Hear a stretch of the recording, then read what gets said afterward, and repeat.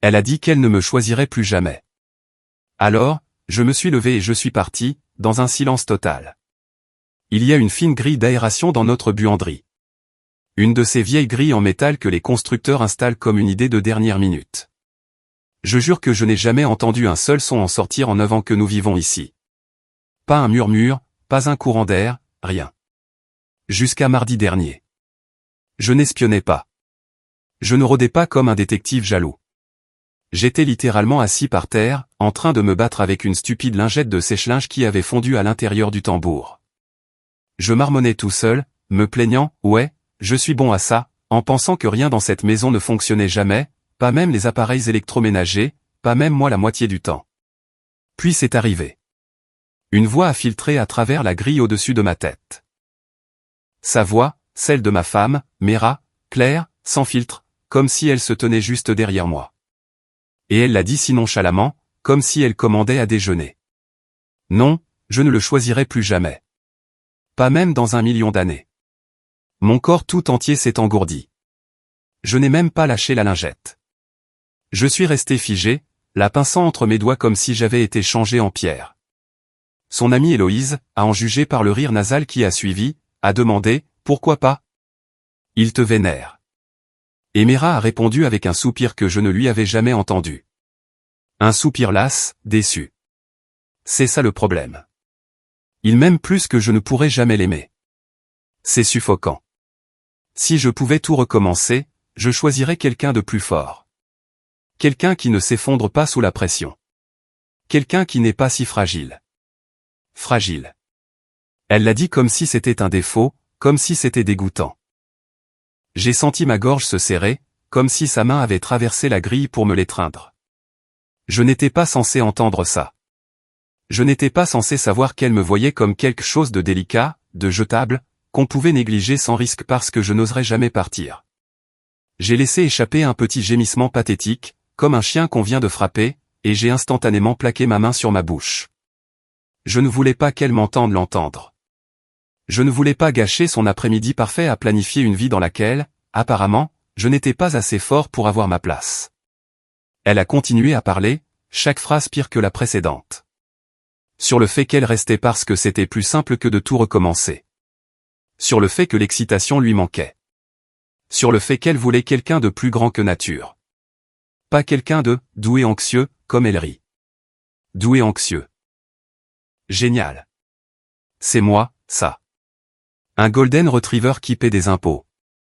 Je suis resté assis là, sur le carrelage froid, je ne sais combien de temps. Écoutant la vie que je croyais avoir s'effriter à travers une grille d'aération en aluminium bon marché. Quand Mera a raccroché et est descendu, je suis sorti de la buanderie en courant si vite que j'ai failli tomber. Je ne voulais pas qu'elle me voie. Je ne me faisais pas confiance pour ne pas la supplier, craquer, ou lui demander pourquoi elle ne me choisissait plus. J'ai passé le reste de la journée à prétendre que tout était normal. Je l'ai aidé à couper les légumes, j'ai hoché la tête quand elle parlait de son travail, je lui ai embrassé l'épaule quand elle passait près de moi. Mais quelque chose avait changé. Et le pire, c'est qu'elle n'avait aucune idée que le mari silencieux et fragile qu'elle ne voulait plus avait déjà commencé à se détacher, en silence. Le soir après l'avoir entendu dire qu'elle ne me choisirait plus jamais, je lui ai préparé son dîner préféré. Pas par amour, ni dans une tentative désespérée de la reconquérir. Je l'ai fait parce que je voulais la regarder me mentir en face pendant que je lui servais exactement ce qu'elle me demandait autrefois, quand tout allait bien. À l'époque où elle se penchait sur le comptoir de la cuisine et volait une bouchée dans la poêle juste pour me taquiner. À l'époque où je comptais. J'ai cuisiné du poulet au citron et à l'ail avec des pommes de terre rôties au thym et des asperges. J'ai allumé des bougies, versé son cabernet préféré, mis la table comme si c'était notre anniversaire. Mera est rentrée du travail, talon dans une main, sac à main dans l'autre, et s'est figée une seconde. J'ai vu une lueur de surprise, puis de confusion, puis ce faux sourire qu'elle perfectionne depuis des années. Quelle est l'occasion, a-t-elle demandé en posant ses affaires. J'avais juste envie de faire quelque chose de gentil, ai-je dit en haussant les épaules, gardant un ton léger, comme si je ne mourais pas à l'intérieur depuis l'instant où je l'avais entendu me qualifier de suffocant. Elle s'est assise en face de moi, toute polie et douce, a complimenté le repas, m'a demandé comment s'était passée ma journée, et pendant tout ce temps, je n'arrêtais pas d'imaginer les choses qu'elle avait dites à travers cette stupide grille. Je ne pouvais cesser de la voir faire tourner son verre de vin en disant à Héloïse que j'étais fragile. Je ne pouvais cesser de voir la version alternative d'elle. Celle qui planifiait déjà sa stratégie de sortie, si ce n'est physiquement, du moins émotionnellement. Au milieu du dîner, elle m'a regardé avec cette expression douce, le genre qu'elle m'adressait quand elle le pensait vraiment. « Ça va » a-t-elle demandé en penchant la tête. J'ai hoché la tête et souri. Oui, juste fatigué, la semaine a été longue. Et puis elle a dit quelque chose qui m'a glacé jusqu'à la moelle. Tu essaies toujours tellement de rendre tout parfait. Elle l'a dit sans malice, mais sans chaleur non plus, juste une observation, comme si elle commentait un tableau qu'elle avait vu 1000 fois et pour lequel elle ne ressentait plus rien. Ça m'a frappé plus fort que si elle m'avait giflé, parce que c'est vrai, j'essaie trop, et elle avait cessé de le remarquer depuis des années. Plus tard dans la nuit, après qu'elle se fût endormie sur le canapé en regardant un documentaire qu'elle avait choisi mais dont elle se fichait manifestement, je me suis assis seul à la table, 2 verres de vin vides, son poulet à moitié mangé, la bougie vacillant comme si elle essayait de respirer. Et c'est là que j'ai su que je ne resterais pas. Pas par dépit, même pas par douleur, mais parce que j'en avais fini de mendier des miettes dans une maison que j'avais aidé à construire. Une maison où je me sentais désormais comme un étranger dans ma propre peau. Mais je n'allais pas partir en colère. Non, j'avais autre chose en tête. Quelque chose de silencieux, de définitif, et elle ne saurait même pas que ça arrivait avant que je ne sois déjà parti. Le lendemain matin, elle m'a embrassé sur la joue sans lever les yeux de son téléphone. Je me tenais dans le couloir, tenant son café de sucre, lait d'avoine, exactement comme elle l'aimait et elle a dit « Merci, chérie », avec l'enthousiasme de quelqu'un qui parle à un livreur. Puis elle a attrapé ses clés, s'est retournée et a franchi la porte, totalement inconsciente que je m'effondrais au ralenti. Une fois la porte fermée, je suis allé directement au placard du couloir. Derrière les vieux manteaux d'hiver, coincé entre une boîte de guirlandes de Noël grillées et des babioles de sa phase yoga, se trouvait un carnet de notes abîmé que je n'avais pas touché depuis 3 ans. Ça avait commencé comme un moyen de suivre les dépenses. Puis c'était devenu autre chose, quelque chose de triste, d'obsessionnel. À l'intérieur, il y avait des pages de choses que je n'avais jamais dites à voix haute. Je les ai feuilletées avec des doigts tremblants. De vieilles entrées écrites d'une encre rageuse et incertaine. Elle a oublié notre dîner d'anniversaire. A dit que le travail était prioritaire. Elle m'a dit d'annuler la visite de mes parents parce qu'elle avait besoin d'espace. Elle a ri de ma promotion. A dit que les titres semblaient inventés. Page après page de moments qui ne paraissaient pas importants à l'époque, mais qui, ensemble, racontaient une autre histoire. Une note se démarquait. Il y a 5 ans, j'avais écrit, si jamais elle dit à voix haute qu'elle regrette de m'avoir épousé, je partirai. Sans me battre, sans supplier, je partirai, tout simplement. J'ai lu cette phrase au moins 10 fois, traçant les traits de stylo comme s'il faisait partie d'un texte sacré. C'était avant la grille d'aération, avant de l'entendre dire qu'elle ne me choisirait plus jamais, avant de réaliser que le regret dégoulinait de sa voix depuis des années. J'avais juste refusé de l'entendre. J'ai fermé le carnet et pris une profonde inspiration. Puis j'ai ouvert mon ordinateur portable et j'ai commencé à mettre les choses en mouvement. Des choses silencieuses, des choses numériques. J'ai vérifié le bail. Mon nom était le seul dessus. J'ai vérifié mon compte d'épargne personnel, petit mais intact. Puis j'ai fait quelque chose qui m'a semblé plus surréaliste que tout le reste. J'ai commencé à postuler à des emplois dans des villes où elle ne voudrait jamais vivre. Cet après-midi-là, je lui ai dit que je devais travailler tard. Elle n'a même pas posé de questions. Je suis resté dehors, assis dans ma voiture à 2 pâtés de maison de la maison, regardant les lumières du Porsche s'allumer. À 20h47, une autre voiture s'est garée dans notre allée. J'ai plissé les yeux. Une Audi noire, vitre teintée. Mera est sortie en sweat à capuche et leggings, comme si elle n'essayait pas d'être belle mais savait qu'elle l'était quand même, et elle est montée côté passager. Sans hésitation, sans regarder autour d'elle, juste partie. Elle n'est rentrée qu'après minuit. J'étais déjà au lit, lumières éteintes, faisant le mort. Elle s'est glissée sous les couvertures comme si de rien n'était. Mais je n'étais pas en colère. Je n'étais pas surpris, parce que je savais déjà ce que j'avais à faire. Et ça. Ce n'était qu'une confirmation. Elle avait fait son choix. Maintenant, c'était mon tour. La première chose que j'ai déplacée, c'est mon passeport. je l'ai sorti du tiroir où nous gardions tous nos papiers importants, actes de naissance, documents hypothécaires, ces vieux relevés de notes de l'université qu'elle jurait d'encadrer un jour, et je l'ai glissé dans la poche latérale de mon sac de sport. Elle ne l'a pas remarqué, ou si c'est le cas, elle n'a jamais rien dit. La deuxième chose que j'ai déplacée, c'est la photo encadrée de nous lors de notre voyage à Big Sur. Elle était posée sur mon bureau. Je l'ai remplacée par une pile de courriers non ouverts. Elle est passée devant 3 fois, a même allumé une bougie à côté, et n'a jamais réalisé qu'elle avait disparu. C'est comme ça que j'ai su que ça marcherait. Je n'étais pas seulement en train de partir. J'étais en train de m'effacer. J'ai commencé petit, un tiroir à chaussettes à la fois, une bombe de crème à raser. J'ai laissé la salle de bain devenir désordonnée, avec ses affaires partout, pour qu'elle ne remarque pas que les miennes disparaissaient. J'ai sauvegardé tout mon ordinateur portable sur un disque dur privé, j'ai effacé le disque dur principal et je lui ai dit qu'il avait planté. Elle a levé les yeux au ciel et a dit que je devrais arrêter d'utiliser de la technologie bas de gamme. Chaque jour, je retirais un peu plus de moi de cette maison, et elle rentrait de plus en plus tard. Elle s'est mise à fredonner dans la cuisine en envoyant des textos.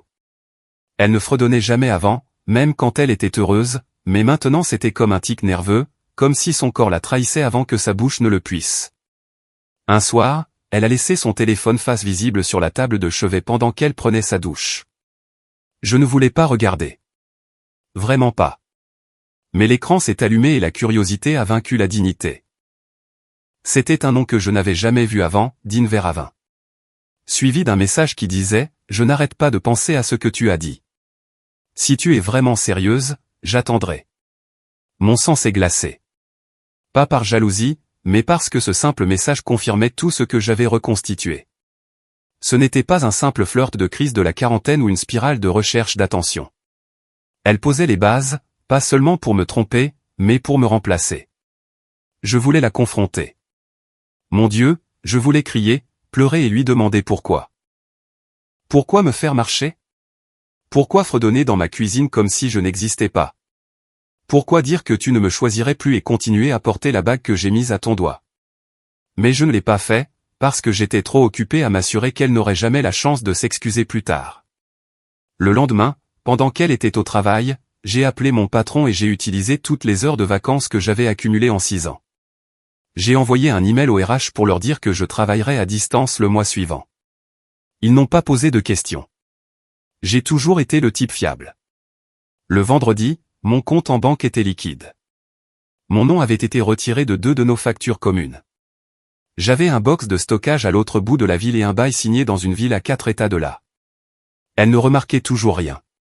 Et c'était peut-être la partie la plus cruelle. On passe des années à aimer quelqu'un si soigneusement, si loyalement, si complètement. Et quand on commence à disparaître, morceau par morceau, cette personne ne sourcille même pas. La nuit où tout a basculé était un mercredi. Ordinaire, fade, oubliable. Le genre de nuit où rien ne devrait arriver. Mais c'est précisément pour ça que c'est arrivé. Mera est rentrée plus tard que d'habitude, avec une légère odeur de vin rouge et d'une eau de Cologne qui n'était certainement pas la mienne. J'étais assis sur le canapé, faisant semblant de regarder un documentaire, mais en réalité, j'étudiais chacun de ses mouvements comme un scientifique observant les dernières étapes d'une expérience. Elle a jeté son sac sur la chaise, a enlevé ses chaussures et s'est dirigée vers moi avec ce demi-sourire distrait. Désolé, je suis encore en retard. Les réunions ont duré plus longtemps. Les réunions, bien sûr. Les mêmes réunions qui coïncidaient comme par magie avec des textos d'un homme qui signait son nom avec un emoji de verre de vin. J'ai hoché la tête et j'ai fait semblant de m'en ficher. J'étais devenu très bon pour faire semblant. Mais voici ce qu'elle ne savait pas. Ce matin-là, avant qu'elle parte au travail, j'avais retiré le double des clés de la maison de son crochet. Juste un petit changement dans le schéma de son petit monde parfait. Et elle l'a remarqué. « Tu as déplacé les clés ?» a-t-elle demandé nonchalamment en ouvrant le frigo. J'ai haussé les épaules. Probablement égaré. Ma voix n'a même pas tremblé, ce qui m'a surpris. D'habitude, j'ai l'air d'un sac en papier mouillé quand je mens. Elle a fixé le crochet vide un long moment, plus longtemps que nécessaire, comme si quelque chose la dérangeait d'une manière qu'elle ne pouvait expliquer. Bien. Elle devait se sentir dérangée, car cette clé manquante était le premier vrai signe que son mari fragile n'était pas aussi prévisible qu'elle le pensait. Après le dîner des restes qu'elle a à peine touchés, elle est montée prendre sa douche. Je suis resté en bas à revoir les derniers détails de mon plan de sortie. Mon sac de sport était déjà dans le coffre de ma voiture. Mes documents, mes économies et mes vêtements de rechange étaient dans le box de stockage. Les seules choses qui restaient dans la maison avec mon nom dessus étaient celles dont elle ne s'était jamais souciée de toute façon. Et puis le moment est venu. Elle est sortie de la douche, les cheveux enroulés dans une serviette, et a appelé mon nom. Pas nonchalamment, pas paresseusement. Urgemment. Elle rit. Je n'ai pas répondu. J'ai juste écouté. Ses pas ont traversé la chambre, puis le couloir, puis ont descendu les escaliers. Elle a regardé autour d'elle comme si elle s'attendait à me voir sortir de l'ombre. Tu es à la maison? Sa voix était plus douce, un peu incertaine. Peut-être, juste peut-être, que pour la première fois depuis des années, elle se demandait où j'étais. Je l'ai laissée paniquer pendant une minute entière avant de sortir de l'embrasure de la cuisine. Je suis là, ai-je dit doucement. Elle a expiré, la main sur la poitrine. Mon Dieu, tu m'as fait peur. J'ai cru que tu étais parti sans rien dire. Et ça, juste là, c'était le moment exact où quelque chose a cliqué en moi. Elle l'avait senti. L'absence, le silence, la possibilité que je puisse disparaître. Et la peur dans sa voix. Ça ne ressemblait pas à la peur de me perdre. Ça ressemblait à la peur de perdre le contrôle. Je lui ai souri, un petit sourire fatigué, douloureusement poli. Je ne disparaîtrai pas comme ça, ai-je dit.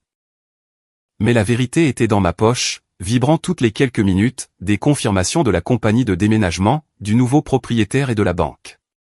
Tout était prêt. Tout attendait. Et le compte à rebours avait déjà commencé. Elle pensait que j'avais peur d'être seul. Elle n'avait aucune idée à quel point c'était plus effrayant pour elle quand j'ai cessé d'être l'homme qu'elle pouvait prédire. Bientôt, elle apprendrait à quel point un homme fragile peut se libérer en silence. C'est un samedi matin, tôt, que je suis finalement parti. Et je l'ai fait de la même manière que j'avais disparu pendant des semaines, silencieusement, méthodiquement, invisiblement. Elle dormait encore à l'étage, l'écran de son téléphone faiblement allumé à côté d'elle, une jambe emmêlée dans les draps, comme toujours. Je l'ai regardée un instant, sans colère, ni même tristesse, juste une immobilité. Le genre d'immobilité qui précède l'éclatement d'une tempête. Il n'y avait pas de valise près de la porte, pas de tiroir claqué, pas de dernier mot dramatique. Juste une chose. L'alliance qu'elle avait cessé de porter il y a des mois. J'avais gardé la mienne dans ma poche pendant des semaines, attendant le bon moment. Et maintenant, elle reposait seule sur le comptoir de la cuisine, à côté d'un post-it qui ne disait rien. Pas même, au revoir, juste un silence jaune et vide. C'était tout ce qu'elle obtiendrait de moi. Je suis d'abord allé au box de stockage. Tout était prêt. Les cartons, les sacs scellés, les bacs étiquetés avec mon écriture. J'avais l'impression que quelqu'un d'autre les avait faits, comme si j'étais déjà mort et que je n'avais laissé derrière moi que mon inventaire. Puis je suis allé à l'appartement que j'avais loué sous un nom de famille différent. Un petit endroit, moquette bon marché, carrelage fissuré dans la cuisine, mais c'était à moi. Pas de brosse à dents partagée, pas de photos au mur d'une vie construite sur des demi-vérités. Pas de prétention d'être quelqu'un qui valait la peine d'être choisi. Ce soir-là, j'ai éteint mon téléphone. Pas parce que je m'attendais à ce qu'elle appelle. Honnêtement, je ne pensais même pas qu'elle le remarquerait tout de suite. Mais parce que je ne voulais pas être joignable. Je ne voulais pas de sa voix dans ma poche. Je voulais respirer sans son ombre planant au-dessus de moi. Il s'est avéré que je n'ai pas eu à attendre longtemps. À 22h14, j'ai rallumé le téléphone, juste pour une seconde. 6 appels manqués, 3 messages vocaux, tous de Mera. Le premier était court. Et, où es-tu? Le deuxième était plus tendu. Sa voix sèche. Tu ne m'as pas dit que tu sortais. Tu aurais pu au moins dire quelque chose. Le troisième. Il sonnait différemment. Elle rit, sérieusement, qu'est-ce qui se passe? Tu ne réponds pas. Tes affaires ont disparu. Tu n'as même pas, elle s'est interrompue. Je l'ai entendu respirer, puis le silence. Je n'ai pas écouté le reste. Elle ne m'avait pas appelé par mon prénom depuis des mois. Pas comme ça. Pas avec cette pointe de vulnérabilité. Ça aurait dû signifier quelque chose, peut-être. Mais au lieu de ça, ça ressemblait à un tour de mémoire. Comme entendre une vieille chanson qu'on n'aime plus. À minuit, j'ai reçu un texto. Juste 2 mots. Tu es parti. Pas de point d'interrogation, pas d'accusation.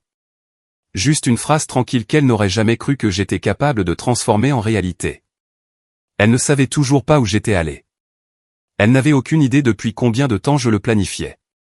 Et surtout, elle ne connaissait pas la vérité. Elle ne m'a pas perdu quand j'ai franchi la porte. Elle m'a perdu le jour où elle a parlé à travers cette grille d'aération. Et maintenant, elle commençait juste à ressentir ce que j'avais porté pendant des années, l'absence, le silence et une maison pleine de souvenirs qui n'avaient plus de pouls. 3 jours après ma disparition, mon téléphone a vibré avec un numéro que je ne reconnaissais pas. J'ai failli le laisser sonner, mais quelque chose m'a poussé à répondre. Peut-être la curiosité. Peut-être que je voulais juste entendre la voix de quelqu'un d'autre qui ne ressemblait pas à la sienne. Ellery, a dit une femme, confuse. Attends. Oh, non. Je ne voulais pas t'appeler. Je n'ai rien dit. Je connaissais cette voix. Héloïse. L'amie de Mera, la même à qui elle se confiait ce jour-là à travers la grille d'aération. Celle qui avait ri quand Mera avait dit qu'elle ne me choisirait plus jamais. J'allais raccrocher quand elle a dit « Attends, s'il te plaît. J'ai juste besoin de dire quelque chose. Tu n'es pas obligé de parler. Écoute, c'est tout. » Je suis resté silencieux. Elle a pris une profonde inspiration et a continué. Elle est en plein désarroi. Je ne sais même pas si ça t'importe encore, mais elle ne pensait pas que tu partirais vraiment. Personne d'entre nous. Elle n'arrêtait pas de dire que tu étais trop doux, trop dépendant d'elle, mais maintenant, c'est elle qui s'effondre. Elle continue de vérifier la porte comme si tu pouvais revenir. Je n'ai rien ressenti. Pas de chaleur, pas une lueur de fierté. Juste de l'épuisement. Elle dit à tout le monde que tu l'as abandonnée, a poursuivi Héloïse, la voix plus basse maintenant. Mais je lui ai dit qu'elle n'était pas innocente non plus. Je veux dire, elle a menti à Dean. Elle lui a dit que vous étiez déjà séparés, qu'elle restait juste pour régler les choses. Je n'ai pas tressailli au nom de Dean. Enfin, un nom à mettre sur la trahison. Mais ce qui m'a saisi, c'est la suite. Elle ne te l'a pas dit, n'est-ce pas? Qu'elle et Dean prévoyaient d'emménager ensemble. Je me suis levé lentement, arpentant mon appartement vide. Elle lui a dit qu'elle devait y préparer en douceur, a dit Héloïse. Mon Dieu, Ellery, je crois qu'elle essayait juste de tout orchestrer pour s'en sortir indemne, pour passer pour la victime. Ça m'a touché. Pas la liaison elle-même. J'en avais déjà fait le deuil. Mais l'idée qu'elle m'avait déjà choisi comme celui qui l'avait laissé en ruine, pendant qu'elle coordonnait tranquillement sa prochaine relation comme une fusion d'entreprise. Héloïse a fait une pause. Je n'aurais pas dû appeler. Je suis désolé. J'ai juste pensé que tu méritais peut-être de connaître toute l'histoire. Clique, je n'ai pas rappelé. Je n'ai pas envoyé de message. Mais mes mains tremblaient. Pas de chagrin, mais de quelque chose de pire. La clarté. Elle était déjà en train de réécrire le scénario, faisant de moi le méchant. Faisant d'elle la femme brisée qui avait trop donné et trop peu reçu. La femme abandonnée. Mais la vérité, c'est qu'elle n'a jamais été abandonnée. Elle a simplement été quittée par un homme qu'elle pensait ne jamais avoir la force de partir. Et maintenant, je savais que la prochaine fois qu'elle chercherait de la sympathie, du soutien, ou un autre mensonge soigneusement élaboré, je serais là. Pas pour argumenter, pas pour me battre. Mais pour montrer à tout le monde ce qui s'était vraiment passé. Parce que je n'avais pas seulement disparu. Je m'étais échappé. Il a fallu 2 semaines complètes avant que je ne la revoie. Pas par message vocal, ni même sur les réseaux sociaux. Je m'étais effacé de tout ça. Non, Mera s'est présentée à l'ancienne, à l'improviste, désespérée. J'étais dans mon nouvel appartement, un dimanche matin, en train de plier du linge pendant que le café infusait. On a frappé. Ferme, rapide, familier. Mon instinct savait déjà, quand j'ai regardé par le Judas. Elle était là, les cheveux en désordre, les yeux rouges, la veste à moitié zippée comme si elle s'était dépêchée pour devancer la voix dans sa tête qui lui disait de ne pas venir. Pendant une seconde, j'ai presque tout oublié. Presque. Elle ne savait pas que je la regardais de l'autre côté de la porte. Elle se tenait là, respirant fort comme si elle avait monté les escaliers en courant. Elle serrait quelque chose dans sa main. Une photo, je crois. Peut-être notre photo de mariage. Ses jointures étaient blanches autour. Puis est venu le murmure. Elle rit, s'il te plaît. Parle-moi, c'est tout. Elle a attendu. Je n'ai pas bougé. Un autre coup, plus fort cette fois. J'ai eu tort, a-t-elle dit. Je ne pensais pas les choses que j'ai dites. J'étais stupide et effrayé, et je pensais que tu ne partirais jamais. Mais quand tu l'as fait, tout s'est effondré. J'ai besoin de toi. S'il te plaît. Pourtant, je suis resté silencieux. Elle a appuyé son front contre la porte comme si elle était trop lourde pour se tenir debout. Dean est parti. Il voulait le fantasme, pas le désordre. Il a disparu à la seconde où j'ai arrêté de sourire. J'ai failli sourire à l'ironie. Elle a continué. Tu étais toujours là. Tu donnais tout. Je le vois maintenant. Je ne sais même pas comment commencer à arranger ça, mais je ferai n'importe quoi. Ouvre juste la porte. Mais je ne l'ai pas fait. Pas par cruauté, pas par vengeance. Par paix. Parce que pour la première fois depuis des années, je ne me sentais pas petit. Je ne me sentais pas comme l'homme fragile qu'elle avait un jour qualifié de sûr, de prévisible, d'oubliable. Je me sentais libre. Et ce silence dans lequel elle se tenait, c'était le même silence dans lequel je m'étais noyé pendant des années. Qu'elle y reste un peu plus longtemps. Finalement, ses sanglots se sont estompés, ses pas se sont éloignés et l'immeuble est retombé dans le calme. J'ai versé mon café, je me suis assis sur mon balcon et j'ai regardé le soleil se lever sur une ville qui ne portait pas son nom. Je ne ressentais aucun besoin de la poursuivre, aucun besoin de répondre à des questions ou d'entendre plus d'excuses. J'avais déjà répondu à la question la plus importante. La choisirais-je à nouveau? Non. Mais je m'étais enfin choisi. Et ça. C'était le premier vrai choix que j'avais fait depuis très, très longtemps.